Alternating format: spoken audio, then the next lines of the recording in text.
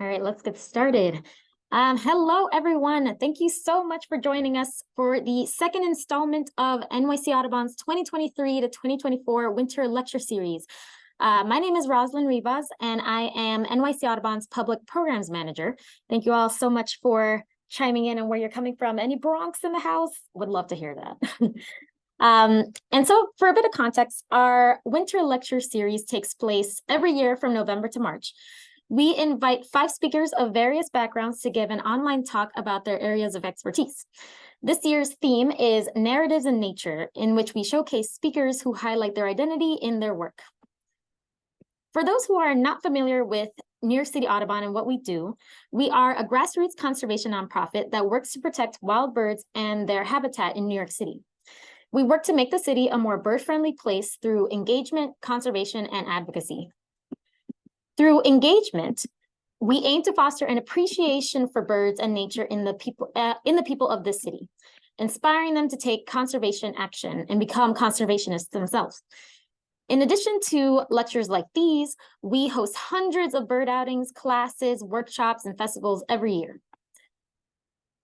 Our conservation work involves bird and biodiversity monitoring and surveying and various community science projects. Check out our conservation webpage for more information on how you can volunteer with us. We have a bunch of programs we'd love to see you in.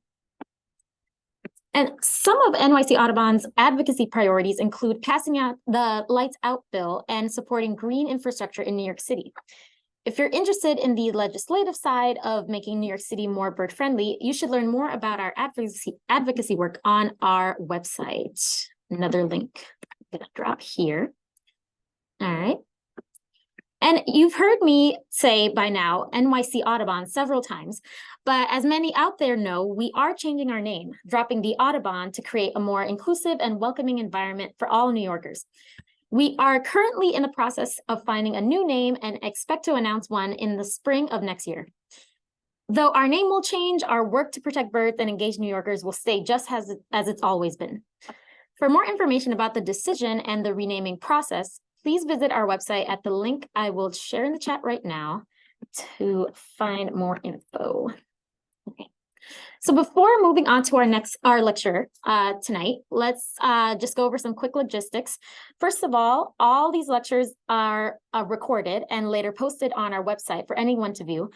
Closed captioning is enabled for the Zoom and in the recording itself, and we'll be sharing the recording with everyone who registered either tomorrow or later this week. Second, during tonight's lecture, please type any questions you have in the Q&A. You can open this Zoom feature by clicking on the Q&A icon at the bottom of your screen. And after the presentation, we'll take as many questions as we can. And we can't move forward without sending a big thank you to Claude and Lucienne Bloch for all the continued support you have given us to make this lecture series possible. All right, so our speaker tonight is Robert, or Bob, Bell, author of Out of the Limelight and Into the Sunlight. Bob was born and raised in Northern Ontario, Canada. After obtaining an honors bachelor's degree in geology, he spent 35 years as a mineral exploration geologist, working globally as both a field geologist and later as an executive. At some point in his travels, he contracted Lyme disease, which led to his premature retirement at the end of 2015. He quickly discovered the health benefits of birding and found that this new hobby kept his mind off his ailing body and facilitated his transition to living and coping with a chronic illness. Bob is passionate about sharing the joy of birding with people of all skill levels, meeting them wherever they may land on the spectrum of health and wellness. And I'll read a part of the foreword of his book that gives a great summary of the book and what he's going to share with us tonight. So the following is written by Frank Isaguirre, co-editor of Birding magazine. Let me just find it here. Okay. On an intuitive level, birders know that birding is good for our health. It gets us outside, often involves exercise, and is fun. But some birders know on an even deeper level that birding is good for health because in times of serious illness and personal struggle, birding can be a lifeline. Robert Bell's remarkable Out of the Limelight and Into the Sunlight tells the story of one such birder with grace, honesty, and moving prose. Readers learn of Bell's struggle to receive an accurate diagnosis for Lyme disease, the intense stress of navigating the healthcare system, and the crippling and life-altering pain. We learn also of Bell's resilience in the face of these challenges, and most joyfully, of his discovery of birding as an elixir of pain relief and purpose when times were toughest. I believe this book will help people with Lyme disease, people with other serious illnesses, and people who are scared as they navigate the challenges of self-advocacy in medicine. It will help because sick people often feel like they are suffering alone, but they aren't really alone. They're just isolated from others enduring similar experiences. So if you are attending this Zoom, you have a chance to win a signed copy of Bob's book. All participants attending tonight will be entered in this lottery just by logging into this Zoom, so no need to write your name anywhere in the chat or anything. We will be giving away 2 copies tonight, so stick around to the end to hear the winners, which I'll announce after the Q&A. So I'm really excited to hear Bob speak. So without further ado, I'll pass it over to you, Bob. Thank you so much. There we go. Thanks, Rosalind, and welcome everyone. So this is the cover of my book, and the concept of tying my passion for birding with my Lyme disease by having a bird stomp on a giant tick came to me at about 3 o'clock in the morning, which is when I seem to do my best thinking. And I'm proud to say my daughter Candace painted the cover, and I think she did a really great job of capturing that concept. So I'd like to illustrate my talk. So you're going to see a lot of bird photos that I've taken. They're all labeled. I'll probably not refer to more than 2 or 3 of them, but they're there just for your viewing pleasure while I'm talking. So again, thank you, Rosalind and New York City Audubon for inviting me, and Frank Izagiri, who you just heard his kind words. I had 2 forewords written for my book because there's really 2 halves to it, the birding side and the Lyme side. And I was very honored that Frank, editor of American Birding Association's Birding Magazine, wrote one of the forwards, and a New York State-based Lyme expert, Dr. Ken Leigner, wrote the other one. 3 prominent Ontario birders read an advanced copy and wrote blurbs. Chris Early, who is the author of many field guides. Julia Zarankin has written a wonderful book called Field Notes to an Unintended Birder. And Paul Riss, who's a board member of ABA. And I thank you all for attending. So back when I was working and I was giving corporate presentations to shareholders and investors and whatnot, my corporate lawyer always said, Bob, you have to have a disclaimer called a forward-looking statement, which basically said you can't believe or trust anything I'm saying might come true. And nothing's changed. I'm a geologist and an amateur birder. I'm not a doctor, so I'm not giving medical advice. All I can do is relay, my experiences and my understanding of what I went through. So Rosalind's already covered a bit of this. I grew up in Sault Ste. Marie in Northern Ontario. My dad was a high school science teacher and vice principal, and he's the one that really instilled in me a love of all kinds of science, from geology to entomology and astronomy, nature and the outdoors. So it's not surprising I took a degree in science and geology. I worked 35 years in mineral exploration all over the world. Map shows some of my adventures. And when I had to retire due to Lyme disease, I was serving as the CEO of a Toronto Stock Exchange listed junior mining company. So, I call myself an accidental author, and believe me that the imposter syndrome is running strong, because I really wrote my book initially for myself. It was just cathartic to get it out of my system, all the frustrations that I went through. And on a whim, I submitted it to a few Canadian publishers, and I honestly, I got very lucky. So I really like this cartoon I found of a woman, supposedly staring at her laptop, but probably watching the birds, and them mocking her, saying, judging by the amount of time that she spends staring out the window at us, she's either a very committed ornithologist or a very unfocused writer. And I am probably 2 for 2. So when I meet people and they first find out that I have Lyme, the first question is always, well, where did you contract it? And the short answer is, I have no idea. I'm not aware of ever having had a tick bite. You've seen that map already. So, I've been exposed to many pathogens globally. All I do know for sure is when my symptoms began. And, so why is that? Why am I not aware of a tick bite? Well, first off, they can be infectious even at the nymph stage, which is really tiny. It's the size of a poppy seed. And Greg Beck, who works for Birds Canada, was kind enough to allow me to use these photos that he had posted on Twitter. You can just see how tiny that is. So just think if that tick is on your back or in some part of your body that you can't see, or if you're like me and you have lots of freckles or moles, or if your skin tone is darker than my pasty white, it can be very hard to spot that. So at the end of the day, there's only like less than 50% of Lyme patients are aware of having had a tick bite. And of those, less than half of them get the so-called diagnostic bullseye rash.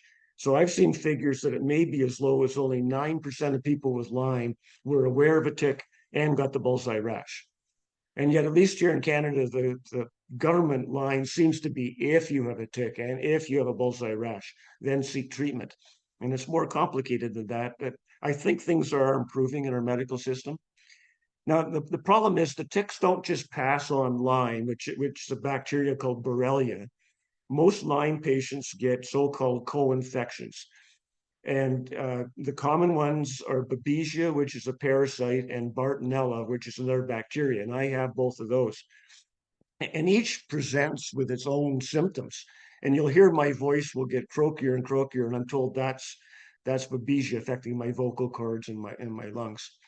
And, as a geologist, just speculating, I wonder why, every Lyme patient seems to present with a slightly unique set of symptoms and recovers at a different rate, if at all.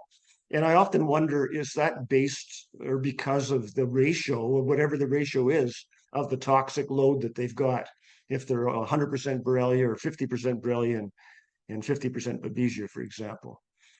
So when it began, it was in September 2013, so just over 10 years ago now. I had been on back-to-back trips, one through Southern Africa into 4 or 5 countries where I know I sustained a number of bites, and then out to Saskatchewan where I know I'd wandered into some tall grass at an outdoor event. And shortly after those trips, I came down with massive cold chills and a high fever. And I can remember thinking, oh, because I had previously contracted dengue fever from the Brazilian Amazon. And I can remember the infectious disease doctor wagging his finger at me saying, don't get it again, because the second time it can go hemorrhagic and be fatal. But dengue fever, there's no cure. You just have to suffer through about 10 days of, what they call break bone fever. But this fever lasted a couple of days and went away. So I just totally forgot about it. And then about a month later, all of a sudden, really bizarre things began.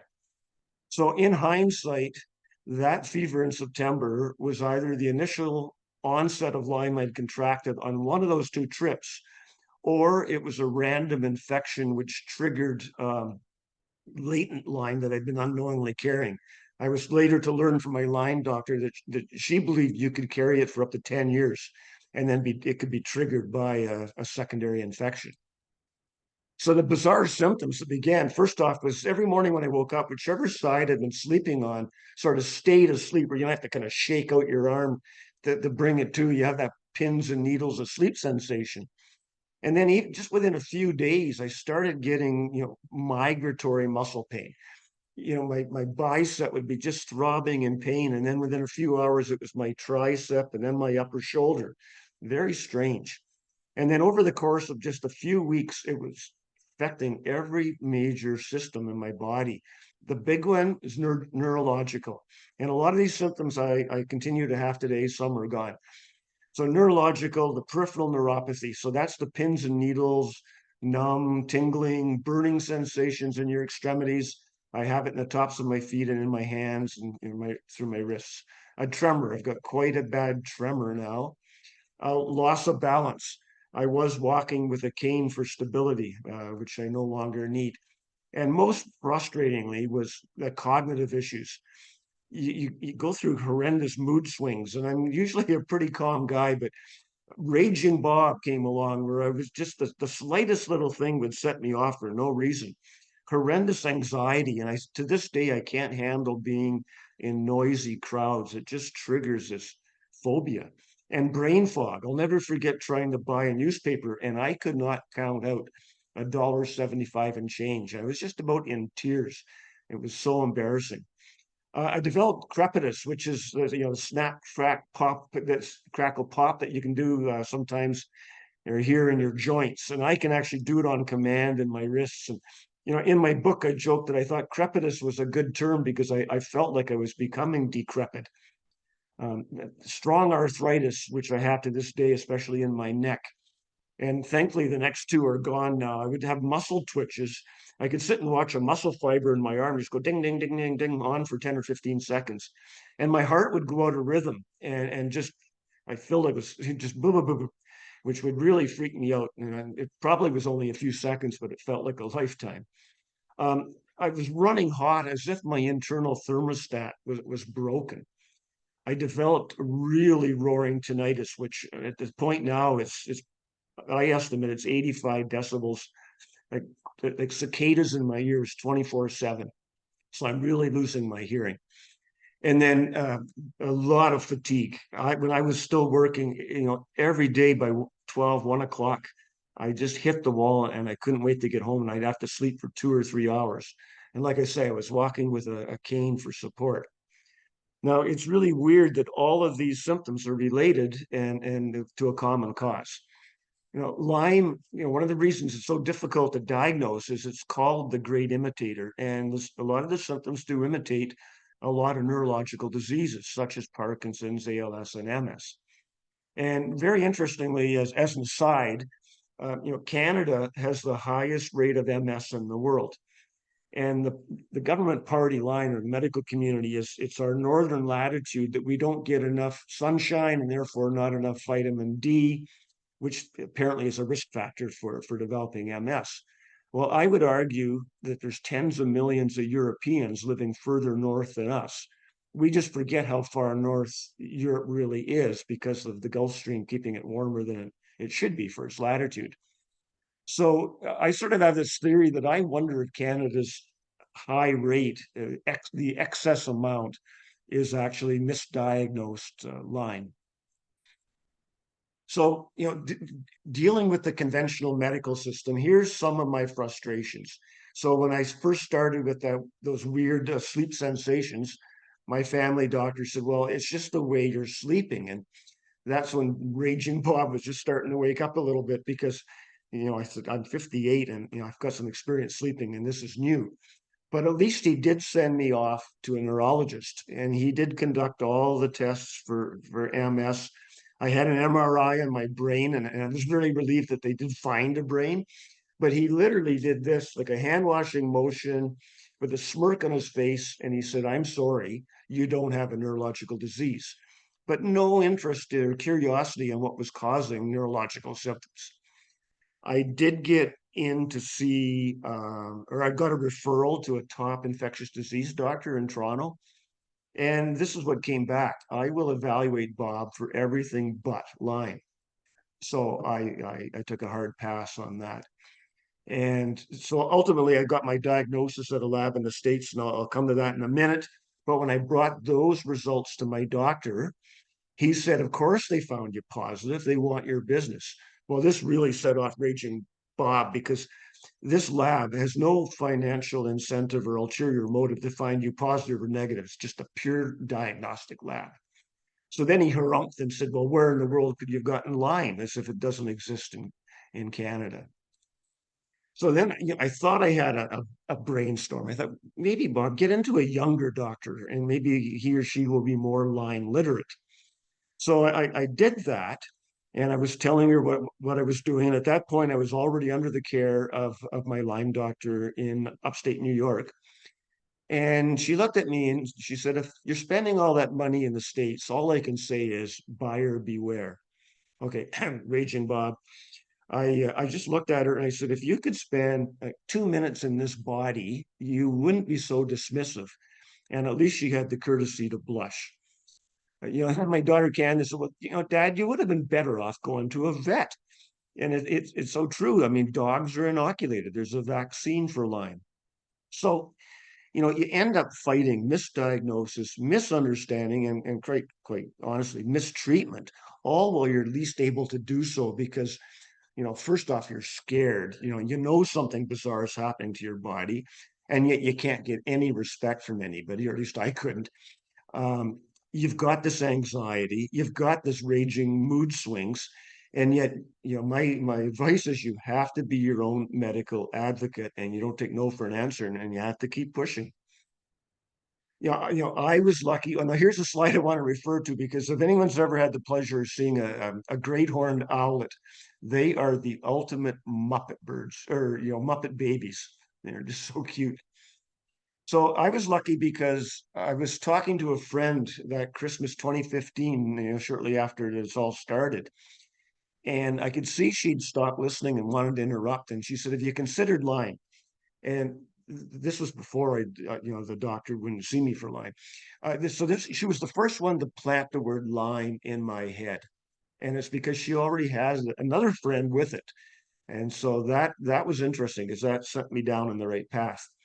And almost simultaneously, a different friend suggested that I see this alternative doctor in Toronto who conducted electrodermal testing. She'd had a problem that the conventional medical system couldn't diagnose. And he came up with a diagnosis, and ultimately the conventional system came up with the same diagnosis. So she said, he's out there, it's different, it's weird, but give it a go. So it's very strange. He does like this galvanic skin testing. I won't go into details. You can read it in my book. But he pulsed through my body frequencies that supposedly represent 240 different parasites, bacteria, and viruses. And I lit up on 6 out of 240, and those 6 were all strains of Lyme bacteria or co-infections like Babesia. Now, the Lyme bacteria is a spirochete. It means it's like spiral shaped, which may or may not explain the migratory muscle pain that they're literally screwing their way through your muscles. But anyway, he's an Aussie guy, and he mispronounced spirochete, and he says, "It's a spirochete, mate." So the lab I referred to is called IGeneX in Silicon Valley, California. My understanding is it was founded by a guy that had gone through the very same as me, frustration, getting a diagnosis and treatment, and made a lot of money, I believe, in the dot-com era, and devoted his riches to trying to come up with better diagnostic methods. And I got a very strong reading from them, the very positive for Lyme. And with that, I got myself in to see Dr. Maureen McShane. She was practicing in Plattsburgh. She's retired now. Actually lived in Montreal, but commuted to Plattsburgh. And she put me on a very strict diet, no sugar, no starch, no yeast, and then cycled me on and off very, very heavy doses of antibiotics. And I was on and off that for 2 to 3 years. And eventually she said, "I think I've done all I can for you." Estimated I was about 60% better, but it wasn't good enough to be traveling like I was. And I was negotiating a mining agreement with a mines minister in a foreign country. I couldn't think clearly. So I had to retire, and I relocated to Ancaster at the west end of Lake Ontario, surrounded by Carolinian forest, beautiful area, lots of wildlife. And I immediately put up feeders. I'd always had feeders at my houses over the years. And while I was retired, I did try a few additional treatments, and I'll just touch on the Rife machine.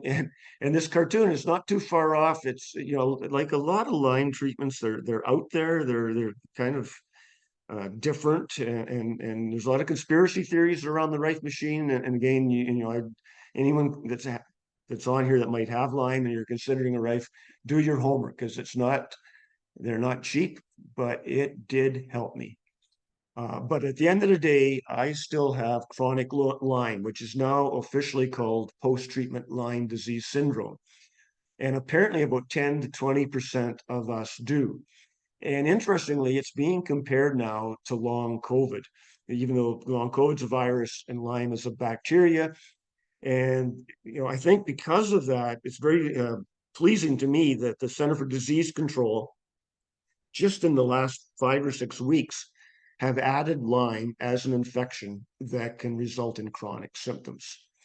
And the big question for both long COVID and my chronic Lyme, are they persistent infections with active bacteria or virus in you? Or have you been driven in, has your treatment done those in and killed them off, but your body's been driven into an autoimmune response? And so you're suffering all this pain and inflammation, but it's really, you now have an autoimmune disease. And of course, that's very important to know because you don't want to keep treating something that's not there. Here's another shot I'm quite proud of. This saw-whet owl is looking very smug while he or she sleeps, holding her breakfast, a nice vole. So, that first winter I'm retired, I've put up feeders, and I'm sitting at my desk looking out at my feeders. And the Carolina wren came. I'm not that familiar with them, and that caught my attention. So I started researching the birds of the area and actually wrote myself a little bird book just to understand the birds I might expect to see. Started taking some courses from Cornell, Lab of Ornithology. And I noticed right away that while I was watching the feeders and reading up and studying birds, I wasn't squirming in pain, and I could sit for more than 10 minutes without having to get out of my chair. My mind was off my body.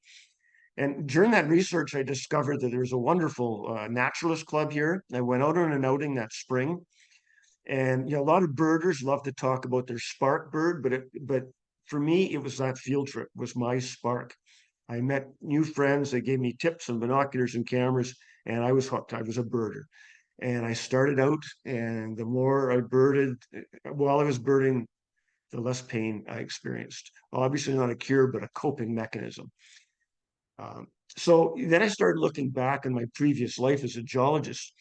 And in some ways, birding is very much like mineral exploration. They're both essentially a treasure hunt. You're looking for hidden gems, and you never know what you might find. And sometimes you strike gold, like this golden crowned kinglet foraging for insects and goldenrod. And like any specialty, there are special acronyms and lingo that you have to learn. So as a geologist, a BIF is abandoned iron formation or iron ore. And this is a sample from my rock collection. Beautiful BIF. But I was out birding, and I heard some birders in another group close to me talking about the difficulty of taking pictures of BIFs. And I turned around and what? Well, it turns out BIF no longer stands for banded iron formation. It's birds in flight.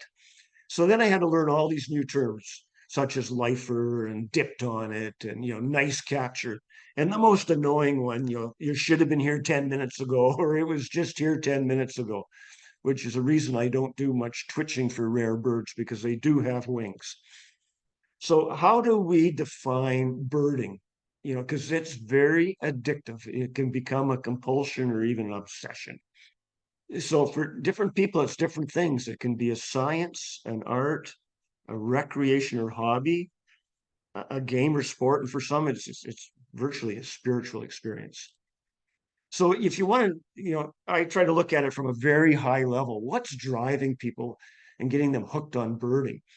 And I think you can divide those hooks and drivers into two main categories: appreciative motivation and achievement motivation.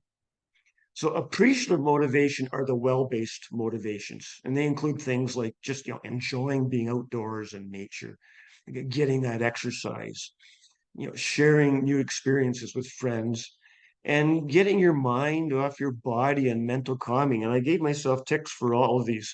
I probably shouldn't say ticks. I gave myself checks for all of these. This is what really drives me. The other half of it is the achievement motivation. This is the goal setting. This is for people that are listers or bird photographers or ones that really want to build their skills, and citizen science contribution like eBird or breeding bird atlasing, which is going on in Ontario right now, the 5-year atlasing. Posting photos on social media or maintaining a blog. Now, some of these things you can say I've checked, but to me, it's more the other half, not the achievement. But I apologize in advance. It's a bit of a corny dad joke, but to me, BIRDS is an acronym for birding, and that really reduces disease symptoms, and it really does. For me, the main health benefit of birding, it's a form of mindfulness and mental calming. How can you not feel good when you look at that tufted titmouse? Birding gets my mind off my body, and it helps me cope with my limitations. It challenges my sense of observation. it slows me down, makes me, requires me to be more patient, waiting for that perfect look or perfect photo. You're learning to identify species by sight, and song is becoming problematic with my hearing, and developing a skill in photography. When I first set out, I had no intention of being a bird photographer, but I didn't know what I was looking at. So I took pictures to bring them home and research them and study them. And over time, I started getting a little bit better at it and started taking great joy out of it. This Cooper's hawk, I took this right out of my home office window. It takes a run at my feeders every few days. Now, here's a photo I just love. I watched this hummingbird lay down on a leaf, which just shows you how light and tiny they are. I thought it was sleeping, but I sent it to Cornell and they told me it was sunbathing. So just an adorable picture. Another reason I'm passionate about birding is friends. Throughout my life, which I'll call BB, and that's not for Bob Bell, but for before birding, my friends, and this probably applies to most of you in the audience, your friends are from school days, neighborhood kids, or as you get older and go into the workforce, work colleagues. But you become a birder, and all of a sudden, I've got friends from all walks of life who have had, we share this common passion. People I wouldn't have had the opportunity to meet if I was still working. My whole career, I was mostly hanging out with geoscientists and lawyers. And now I've meeting so many people with different life experiences. It's been wonderful. And I didn't think you could make so many friends at my age. I love the exercise and soaking up nature and fresh air. And nothing better than watching birds going about their busy lives. They're just amazing. And I also love the way the cyclicity of our birds demark our passage of time and the passage of seasons and time. It doesn't matter what's going on in the world. The birds are migrating, they're coming and going. It's amazing. Don't worry about the species on here. The x-axis is the calendar year, and the y is the frequency. So this is a batch of warblers in the spring. And the joke is there's no easy way to say this. You're here when it's over. So, spring migration, most songbirds migrate at night. So every morning when I wake up in that short span, I am like a kid that's been waiting for Santa and the Tooth Fairy and the Easter Bunny, all coming at once overnight. And then sadly, it goes quiet in the summer, and then it happens again in the fall. But you can see, this graph is actually instructive.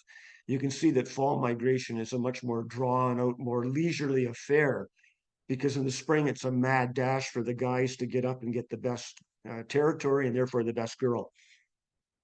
And finally, as a geologist, I love birds because they're living dinosaurs. The feathered dinosaurs continued on; they didn't go extinct. And here's a couple of specimens from my rock collection again: dinosaur tracks and an egg. Scale bar; these are inches in the bottom, centimeters in the top. And if you didn't know any better, you'd say those were modern birds. I devoted an entire appendix in my book to bird expressions, just to try to show people that even if you claim you're not interested in birds or nature, I guarantee you that you use bird lingo every day. I'm not going to sit and read these to you, but I mean, you'll know them, that we use these terms all the time. But bird watching has become cool. In fact, it's no longer called bird watching; it's birding. And that's a more serious term. It's more active, it's less passive. And I like it because it's more inclusive. I mean, we're not all bird watching. There are blind birders that are birding by ear.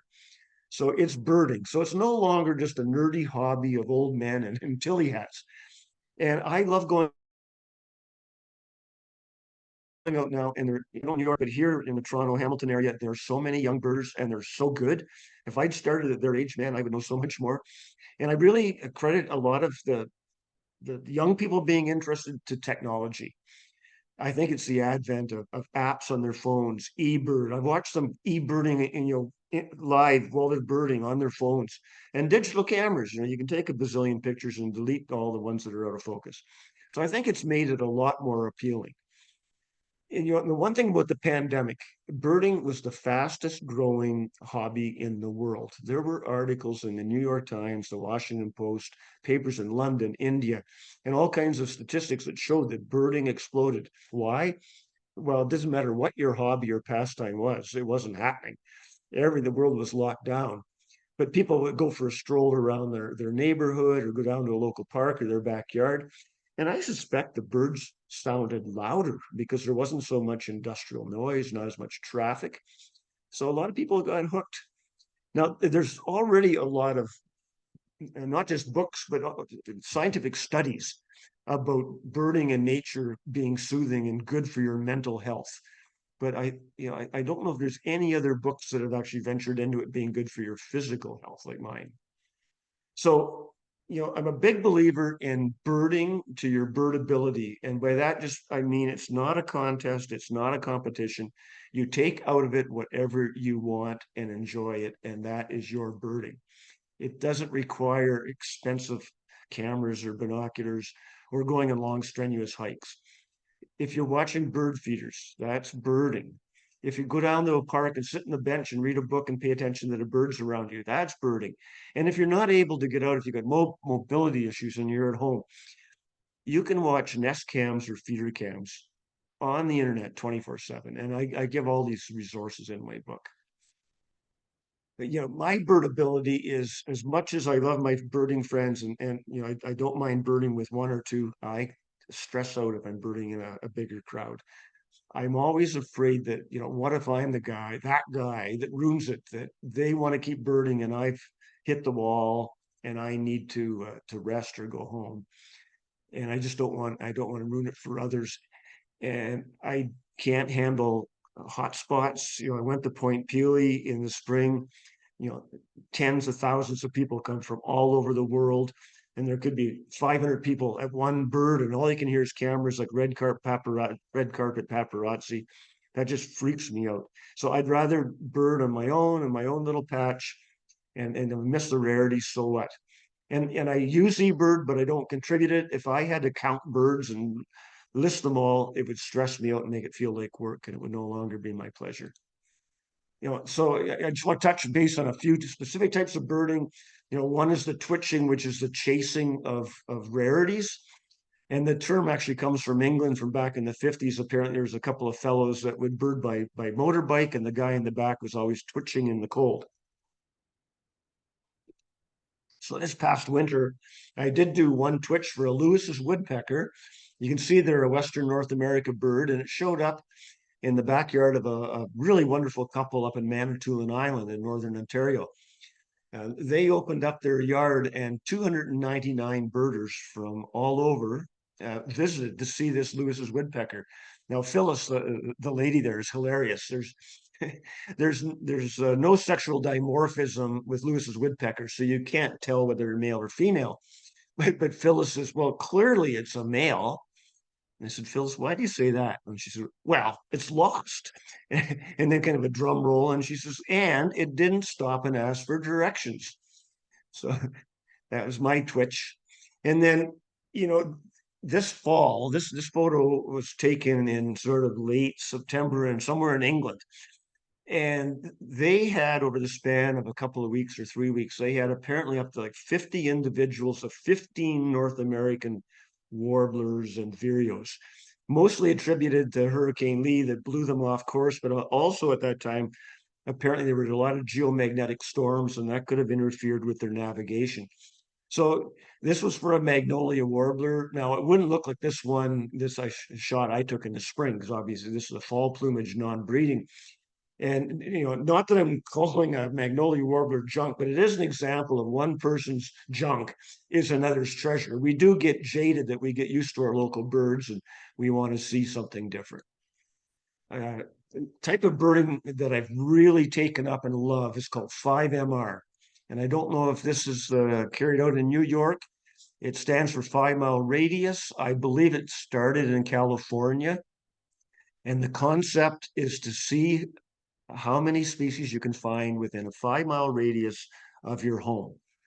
And it's not a contest, it's a personal challenge, because obviously some people have better habitats around their home than others. And the idea was to reduce your carbon footprint so you're not chasing rare birds everywhere, and maybe help fill in the databases in areas that are underbirded.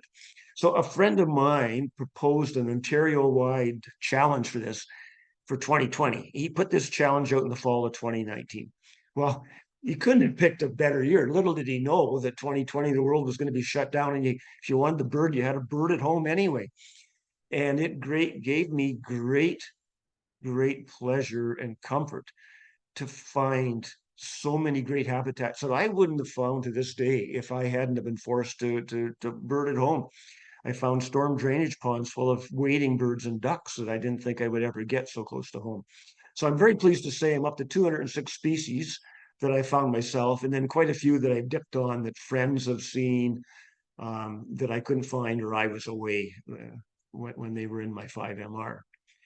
So probably the most popular and common form of birding is just having bird feeders. There's no longer just a bird feeder. You'd really want a feeding station, which is typically a central pole with shepherd's hook, and then you can hang different styles of feeders off. Key thing is to have a baffle so the squirrels and raccoons can't shinny up and clean out both the feeders and your wallet. And this is important because not every bird eats the same seed or food, and not every bird has the same eating style. Some like to cling while they're eating, some like to knock seed to the ground, and some like to be on a platform. I mean, there are different attachments. This was amazing. This is a little landing arm that I have so smaller birds can sit on it. They're being bullied off the feeders. And my wife had called me one morning and said, "You got to come home. There's a scarlet tanager sitting on the barbecue." And apparently clearly it had been migrating, and dawn came and it was tired and it was over my yard and saw food. It spent all day at my feeders now. Not a typical feeder bird, but that was a wonderful treat. A year ago, we knew there was going to be this big eruption was forecast of grosbeaks coming out of the boreal forest because shortage of the poor pine cone crops. And sure enough, I never dreamt I had 22 in my backyard for a couple of days. And in anticipation, I bought this large platform feeder and lots of sunflower oil seed. I find the seed cylinder is fantastic. Every species loves it. And here's a typical nuthatch pose. And then, of course, there's specialty feeders like the Oriole feeder with their orange and the grape jelly. And I think it's very important to have a bird bath out, not only for them to drink and bathe in, but for sheer entertainment because they're so exuberant when they're bathing. It's just heartwarming to watch. And it's important for them to do so year round. So I have a little heater that I put in mine, and it keeps it ice free during the winter months. And I know you folks have just had your Thanksgiving recently, so I just included this, a shot I took right out in my backyard. And I just found it amusing because she's kind of ignoring him and looking right past him like she's not impressed. Some resources I recommend. I mean, iBird Pro is the guide I use. It's like carrying around a full field guide, but it's on your phone. So you're not lugging a book around. And then, of course, Cornell Lab is my go-to place. So their Merlin app is fantastic. Photo ID, but the big thing for me is they've just added in the last year and a half or so, I guess, is sound ID. So it's like Shazam for birds. And it's been a game changer for me with my hearing issue. Few books that I love, anything by Sibley's fantastic. This is a great one. Chris Early, I mentioned, had written the blurb in my book. Here's his latest. And anything by Jennifer Ackerman is fantastic. But I do have an ulterior motive for trying to hook people on birding, and that is that the more people care about birds, the more people care about the planet and conserving bird habitats and green spaces and enlarging them, and concern about climate change, which is my segue back to my line, because climate change is what is driving a rapid expansion of the black-legged ticks. Here's a map of Ontario from our Public Health 2016 on the left and more recent on the right. You can see quite an expansion, and I would argue there's probably much bigger expansion and bigger range on both maps, especially in 2016 when they weren't taking it very seriously at all. And sadly, our beloved birds are the vector that are enabling the ticks to propagate. So here's a veery and a common yellowthroat, just covered in ticks. The ticks fall off, the place is warmer, they survive. But, I don't want to fear monger. It's the last thing I want to do. You don't want your fear of Lyme to ruin your love of the outdoors. because not every bug bite is a tick bite. I put bug in quotes because ticks aren't insects, they're arthropods, but not every tick is a black-legged or deer tick, as they're commonly called. So just some sensible precautions. Stay on the trails, avoid tall grass, don't be sitting on logs or leaning against a tree. Tuck your pants under your socks and be like this romantic young couple. We get back to the cabin, open the champagne, and we'll examine each other for ticks. And it is important to do a thorough check when you come back. They love our nooks and crannies. They can even be behind your knees or in your belly button, behind your ears. And, have a shower, check yourself off there. Obviously, I'm no expert in how to avoid ticks. And, throw your clothes in the dryer for 10 minutes in high heat will kill any ticks that you haven't spotted. Another pun, the clock is ticking. So if you do have one, you want to be treated immediately. Lyme is curable, highly curable if treated immediately. If you have an embedded tick, I recommend you demand getting a script for antibiotics immediately. I've had friends call me and say, "What do I do? I had a tick. The doctor wants to send it away and have the tick tested first before he prescribes antibiotics." And I say, no, but how long is that going to take? And actually here in Ontario, a big breakthrough is that pharmacists can now prescribe antibiotics for Lyme. You don't need to see a doctor. But for me, I was 13 months from infection to diagnosis, so I've got Lyme for life. But it's not all gloom and doom. On the bright side, those ticks, they do need to be attached apparently for over 24 hours before they can transmit the bacteria. There is a new Lyme vaccine in the works. I've actually got friends that are participating in a blind study. There was a Lyme vaccine previously, was discontinued in 2002, partly due to the anti-vaxxers of the day, but probably there wasn't big enough market for it at that point, and sadly there is now. And there are new blind blood tests coming for Lyme. So some recommended resources. I love these ologies podcasts. This is a lot to digest right now, but Rosalind has advised me she's going to send out these recommendations in an email to all you participants, so you'll get this. So that's a very quick snapshot of my book. There's a lot more details about my journey with Lyme and how I navigated the medical system and my joys of birding as my coping mechanism. If you've got a friend and you're trying to hook them on the birding and you're struggling, give them my book because I think it might help push them over the edge, get them addicted. I give a lot of resources, which might help beginners get involved. It's available online directly from my publisher, Hancock House, which is based out in Vancouver, British Columbia, or Amazon or Barnes and Noble. I apologize, I don't know what stores are carrying it in the States.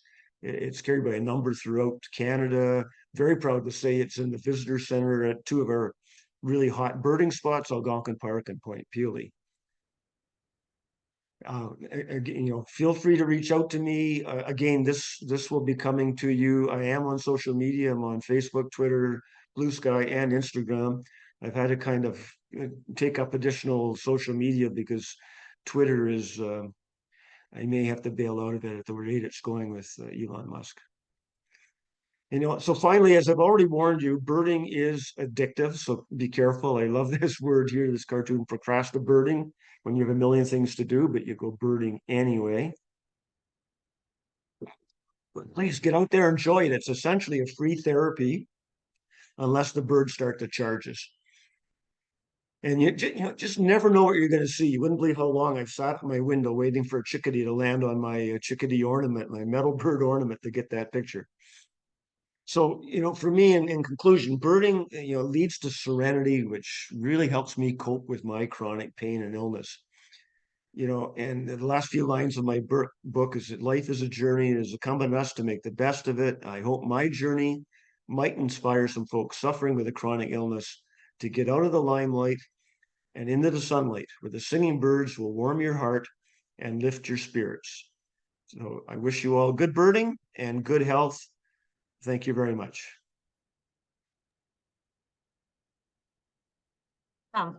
Thank you so much, Bob, for speaking with us tonight. I learned so much through your story about Lyme itself and about the hardships that come with having to live with this disease. And even if one isn't dealing with Lyme disease specifically, I can see what you shared resonating with a lot of people, those facing other chronic ailments like long COVID or mental illnesses like depression and anxiety disorders. And I also love your point about how you can bird any way you'd like to. You don't have to make a competition. You don't even have to leave your home to bird. And here in NYC Audubon, we try to make all our programs as accessible as possible with that kind of philosophy in mind. And we sometimes hold events such as bird sits or blanket birding, where you don't have to walk around, which can be challenging for those who have physically disabled or have mobility issues. So thank you so much for that. That was such a great and entertaining and inspiring talk. And you're getting so many great comments and such kind comments in the chat here. So we have some time for just a couple questions. I'll just take from the Q&A here.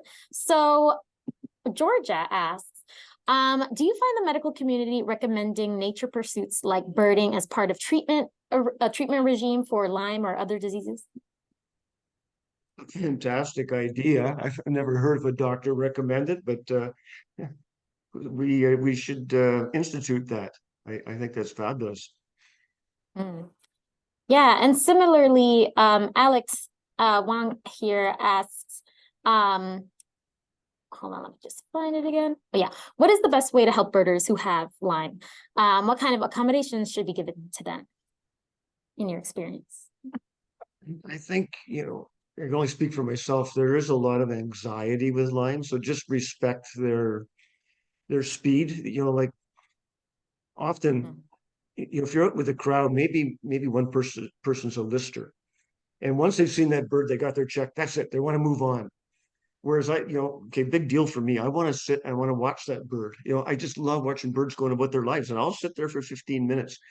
So I just think you really have to be cognizant that, and not just for Lyme, people with Lyme, in any groups of birding, you got to be aware that other people are taking different joys out of birding.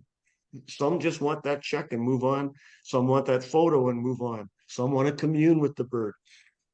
So you just be aware of that. I would say that we're all different. It'd be pretty boring if we were all the same anyway. So right, exactly.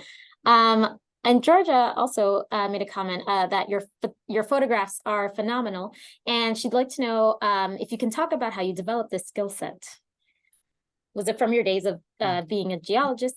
Like, probably you developed the skill there. Thank you very much. But what you're not seeing are the other 999.999% of the pictures that are out of focus, or a quivering branch where the bird was, or a bird butt. That's the joy of digital cameras. You can delete your mistakes. So you're only seeing the best of the best of my pictures. And it's just, I've been at it now since 2016, so like 7 years. And it's just, I'm up to, I think I've taken 60 or 70,000 photos in that time. So if you don't get better by then, you should by then. So it's just a matter of experience and a lot of patience, because I see a really exciting bird, and you wouldn't believe how many times I couldn't control my excitement.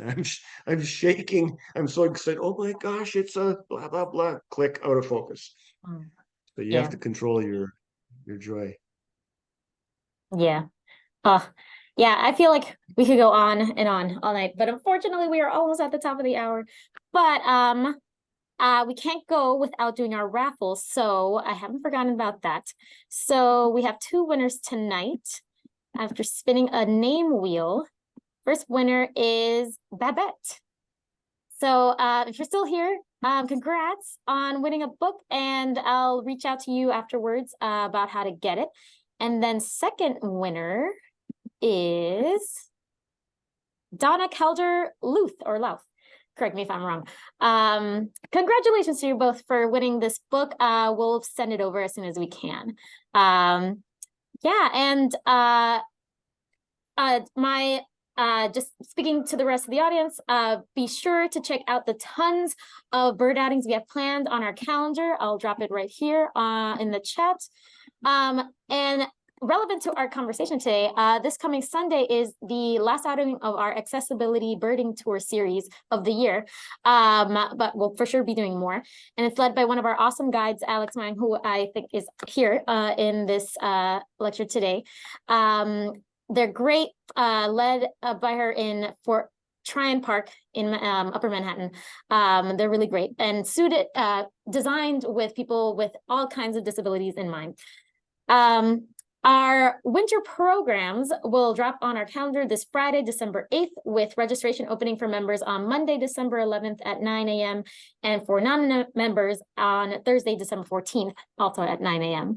And if you're interested in taking part in a community science project, you might want to join the 124th annual Christmas bird count taking place this month. It's an opportunity that's open to all, and volunteers take part all over the Western Hemisphere, collecting and counting and recording birds in their areas. I've had a great time every time I've participated in a CBC, and I'll actually be joining the New York Harbor and Lower Manhattan one this year. So for more info and to register for the counts that NYC Audubon is hosting, you can visit this link that I've just dropped there in the chat here. And yes. Can I interrupt? Sorry. I don't know if you saw the message pop up from Donna, the second winner of the book. Donna is actually a neighbor of mine, and she's already got a copy, so she's asking you to draw a game. Oh, okay, then let's do it. Yeah, thanks, What are the Donna. odds of that? That's so generous of you. Yeah. Okay, so after a new draw, Carl B is the winner. Carl B, if you're in here, congrats to you again, and I'll keep in touch, reach out to how do you win that. Thanks again, Donna, for opening that book up. And lastly, if you like this lecture, don't forget to join us next month for the third installment of this series, The Life of a Game Hawker with Sean Hayes. You don't want to miss it. He's such a great storyteller as well. Here we go. I'll put it in the chat right there. Yep. And with that, thank you again so much, Bob, for speaking with us and sharing your wonderful story, inspiring, great, funny. You're great. And thank you all for joining us tonight, and have a great night. See you next time.